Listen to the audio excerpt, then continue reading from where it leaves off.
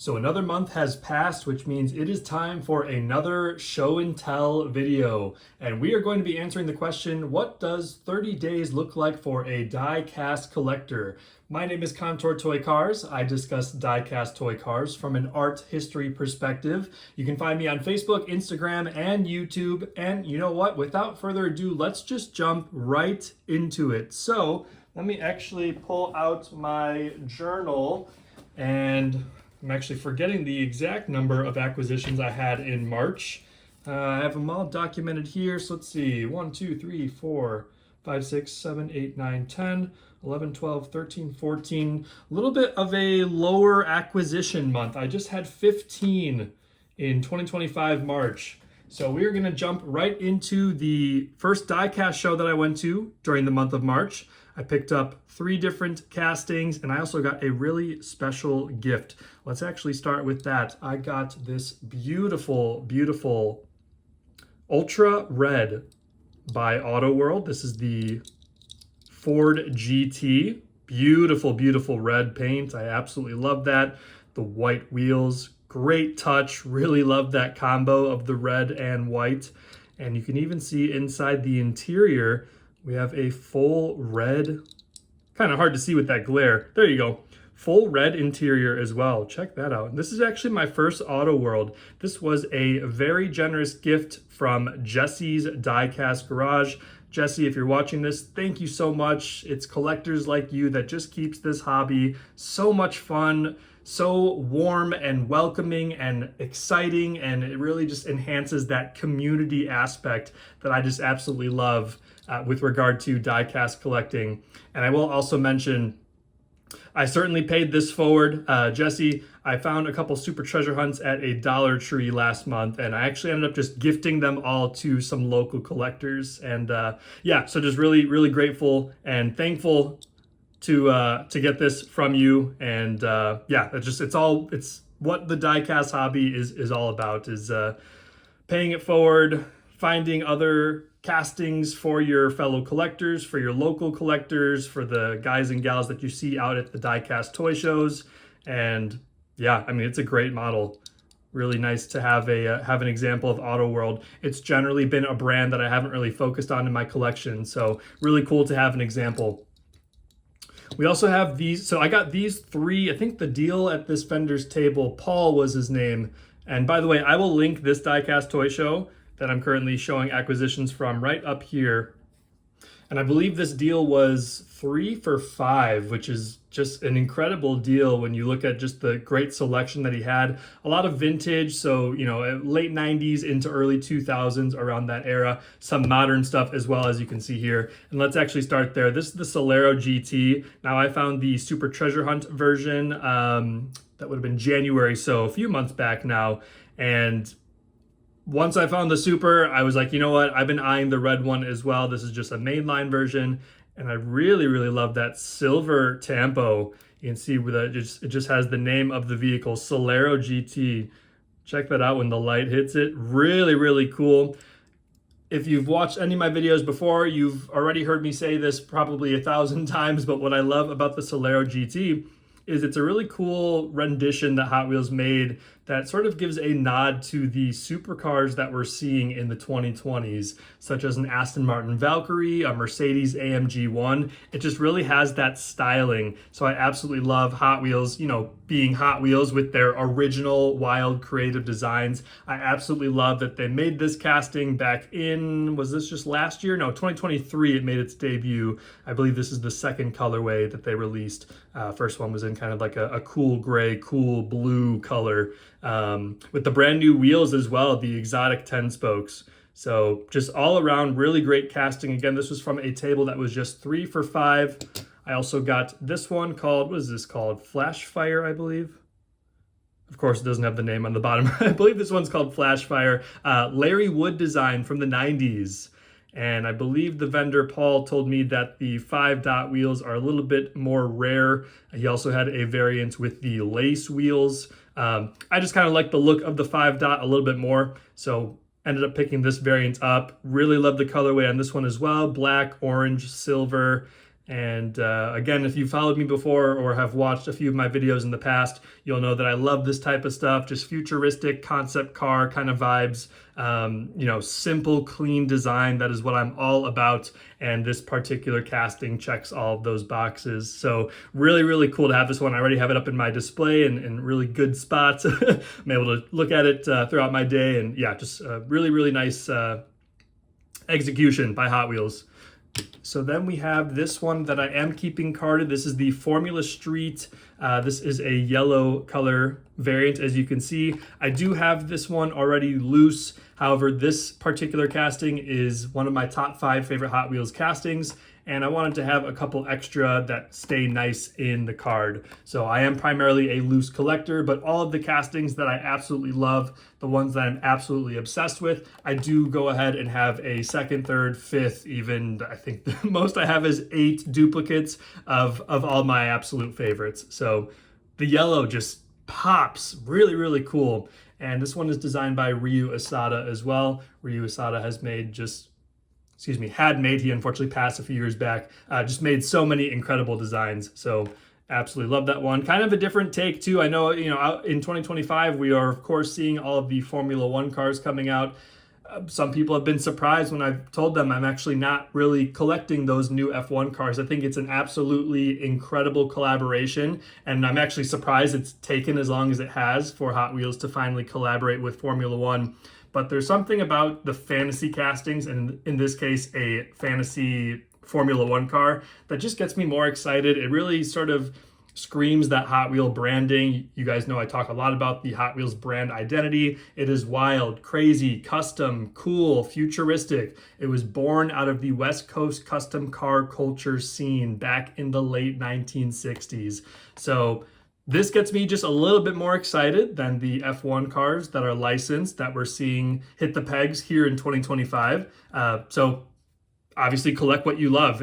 I know the F1 castings that are being released right now are beautifully executed. I mean, the detail, it's really, really impressive to see just how many different nooks and crannies they were able to get in those F1 cars. So, but to each their own, this is what brings me joy. So love tracking these older fantasy style vehicles down. So that was the first Diecast toy show. We then move on to an eBay acquisition. Now, outside of Hot Wheels and Matchbox, this is actually my all-time favorite diecast. And this is from Choro Q, which is a brand that is owned by Takara. Now, Takara also makes Tomica cars. So this is a Japanese brand. And I just love this thing. My wife actually got this for me as a birthday present.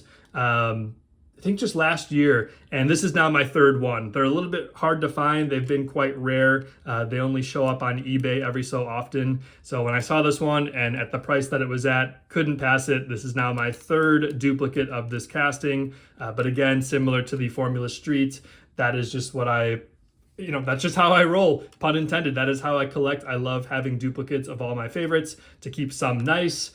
Some can be, beaten up a little bit more, rolled around more, thrown in my pocket as a pocket rider. So really, really cool to have my third one of this Suzuka C-Bus. And that yellow and silver, just chef's kiss. So, and it's just a cute design, obviously. Hot Wheels does a lot of tune stuff as well. I personally love the look of these Choro Qs just a little bit more. So that is a really great find. We then move on to a Target find. I believe this was on a late Friday night. I had finished work for the day, had to go get a couple groceries from Target, and came across Slide Burn, new for 2025. Now, the significance with this particular fantasy design is it kind of is a callback to the original Red Lines from that sort of 1968 to 1972 era. You can kind of see similar design cues. I have a book off to the side. I'm not going to pull it out just because it's I'll have to flip through the pages and everything, but it has really similar styling to some of those early Red Lines. And for that, just the historical significance, the sort of, it screams that Hot Wheels brand identity. That is just something I am totally enamored with. And I think it's just a really clever, unique design. That is what I'm all about. I love finding just these unique yet simple designs. And again, Slide Burn does check those boxes. So in very collector fashion, I do have a second one. So one to keep loose and one to keep carded. And back in the day with those red lines, the blue windows often meant it was a Hong Kong release. They did both Hong Kong and US releases with those original red lines. And so just another kind of quirk with this, obviously contemporary design that calls back to those older ones. You can kind of think of this would probably be like a Hong Kong distributed variant with that blue window piece. I love it. Just so cool. Okay, we move on to another eBay find. Now, I have currently been on a tin toy car kick. You can see this one has a special instant coffee livery. I just think that's so fun. I love yellow as well. As you've kind of seen, we have the yellow bus, we have the yellow Formula Street car, and yeah, so just yellow really jumps out at me. I really like how much it pops, the energy that yellow brings. It's also a very happy color, right? The sun, just happy, energetic vibes that you get with that particular color on the color spectrum. So, and this one is a friction powered as well. Friction essentially means you roll it on whatever surface, and then it kind of builds up momentum from friction, and then it can kind of roll down a little bit versus your pullback. So we have actually two different examples here. Pullback is obviously pull back, and it's going to release and sort of the gears like unwind, which is how it kind of propels the car forward, versus friction. You kind of roll it and then it builds momentum via friction. And then this one doesn't have the best friction power. There are some that actually go really far. This one, because of its age, because of its wear, well, it's actually in pretty decent condition. The friction mechanism's just not as strong as it could be. But so that's really cool. Tin was very popular in the 1950s, 1960s in Japan. I believe that's probably where this was produced, was in Japan. What would that be, like, 5, 6, 7 decades ago? But yeah, just another great piece for the collection, and it does add to the other two that I've gotten the last couple months. They all have sort of yellows, reds, and blues. So I have a nice little kind of color coordinated collection going of these tin cars. We then move on to another Diecast toy show. Now this one was up in Rockford, Illinois. I will link it up right here. And this is my first Tootsie Toys. Now Tootsie Toys is quite a historic brand. They were pretty much producing models around the same time as Dinky. Dinky was a British brand that started producing a lot of their models around the 1920s into the 30s and 50s. And it was around that same era, as we kind of see the wheel is falling off here, so you can see the not the greatest condition. But it was around that same era that Tootsie Toys was also producing. However, they were located in the USA, and in particular Chicago, Illinois, which is actually where I live. So that is really, really cool. You can even see on the bottom right here, kind of cut off by the wheel a little bit, but it says Chicago, USA.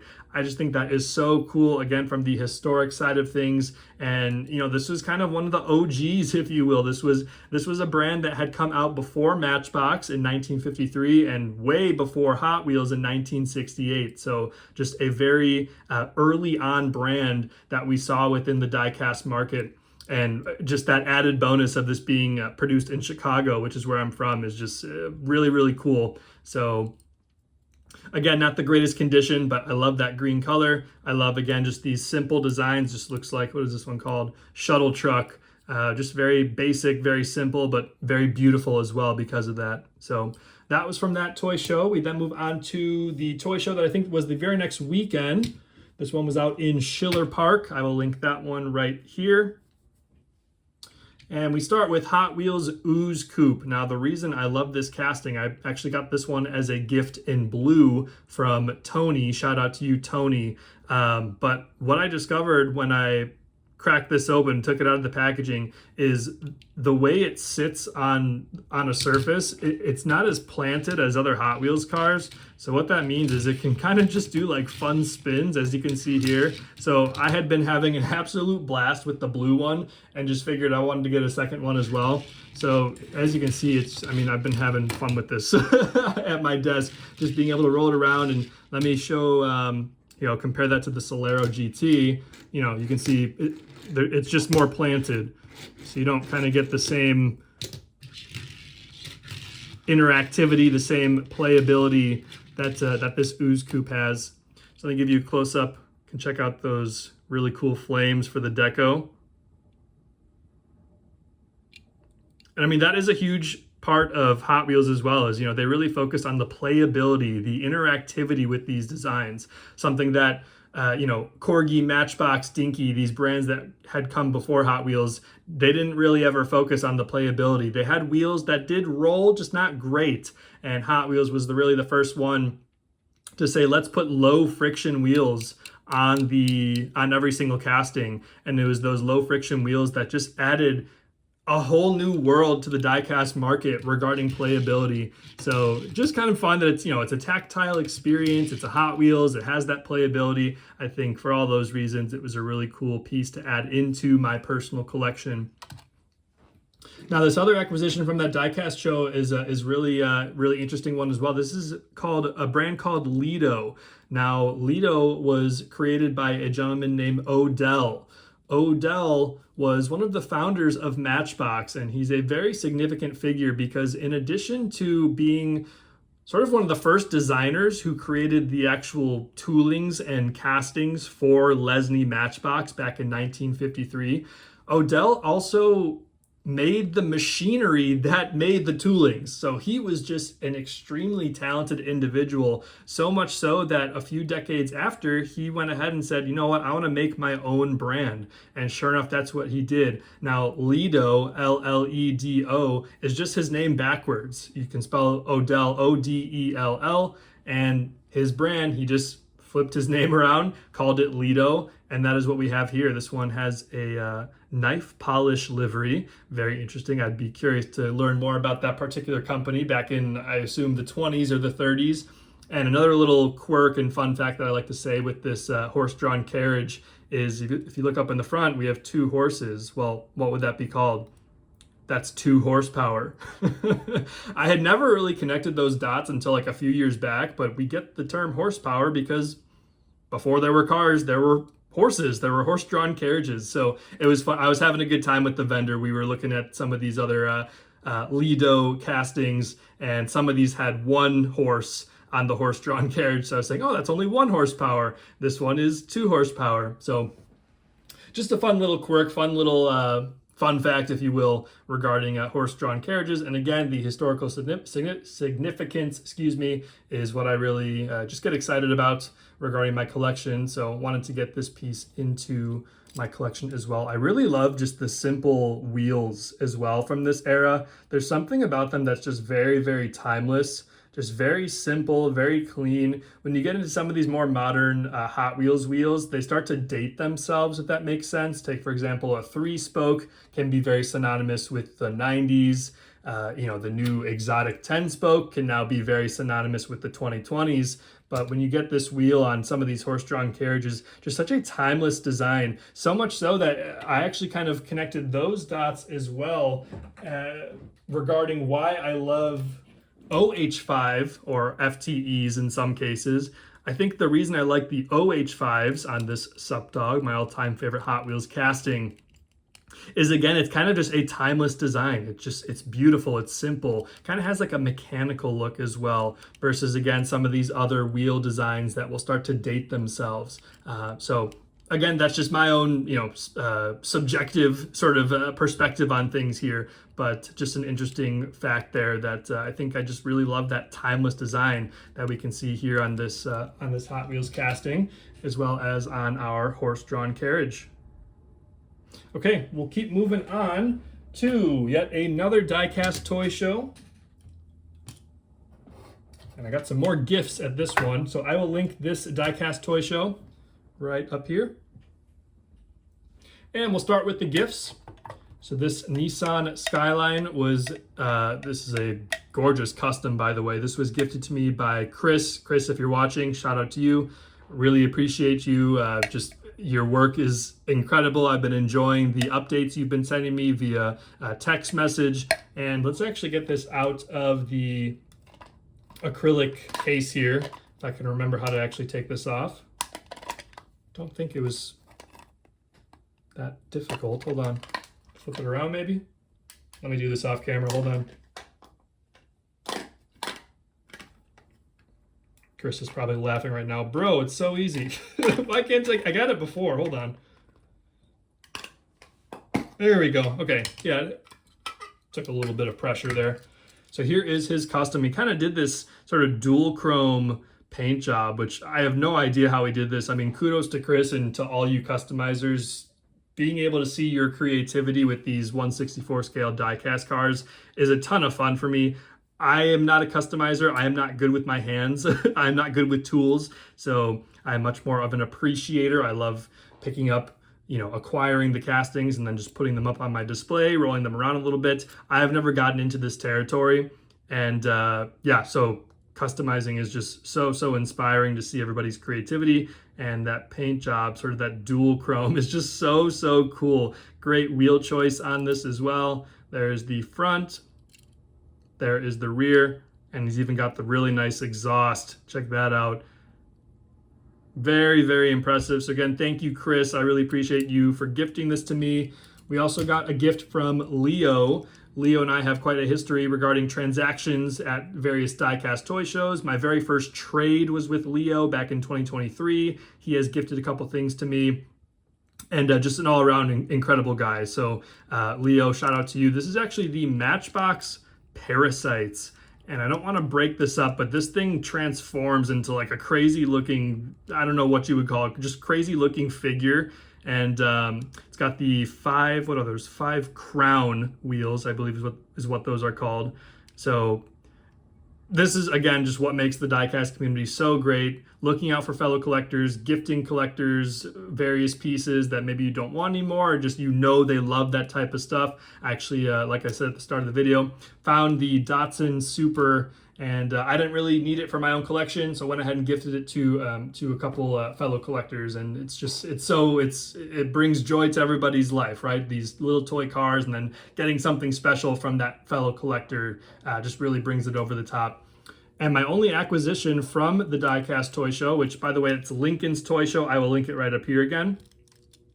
Only actual purchase from the show was this little kind of Choro Q style Hot Wheels car. This model is called Maelstrom. And it came out during a time where fantasy castings were just really starting to shine. That very futuristic styling. It was where fantasy cars, just looked like real cars, but just crazy cool features like we have up here. So thought this was just a really clever, unique design. That is what I'm about, therefore added it into my collection. The vendor actually only said it was 50 cents. I was like, I'm not going to give you just 50 cents, just give him a buck. Just make things easy, obviously, for both myself and for him. So it's a fun little design. It's another pullback as well. So pull back here and let it go. It's so fun. Cool, so let's wrap things up here. Just two more acquisitions. And I added more to my Sup Dog collection. You've seen this plenty of times. If you've been following Contour for any period of time, you know that this is my all-time favorite Hot Wheels casting. I'm absolutely obsessed with this design. So I got this variant that I didn't have yet with these OH5 wheels, sort of a Dalmatian deco. And then this one that's a little bit harder to find, I also got this color shifters. So I believe when you get it in cold water, it turns blue. I don't remember what color it turns in hot water, but kind of fun spots on there, right? Little dog spots. What would you call it? Just the pattern on a dog's fur. And we have the really nice red window piece. And then, yeah, it just really comes together. OH5s, again, all-time favorite wheel on my all-time favorite casting. Chef's Kiss, doesn't get much better.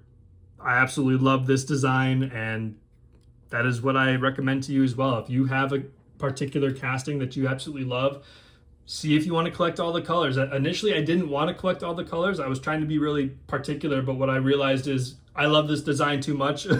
I am going to have it in every single color, and I don't think they're ever going to release Sup Dog again, so I now have all the colors, which is just cool. It's a great design. I absolutely love looking at it. I just love the sort of modern contemporary look that it has, sort of an abstract representation of a bulldog, and I just think it's great.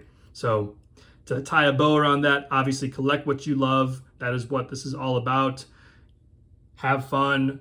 get joy from what you are collecting. It's, you know, being a diecast collector in 2025, there's never been more variety to choose from. So I definitely recommend to just keep your eyes out for those castings that you believe are going to bring a lot of joy. And from there, just have fun with it. So again, my name is Contra Toy Cars. You can find me on Facebook, Instagram, and YouTube. That wraps up my March 2025 acquisitions. And until next time, we'll see you soon.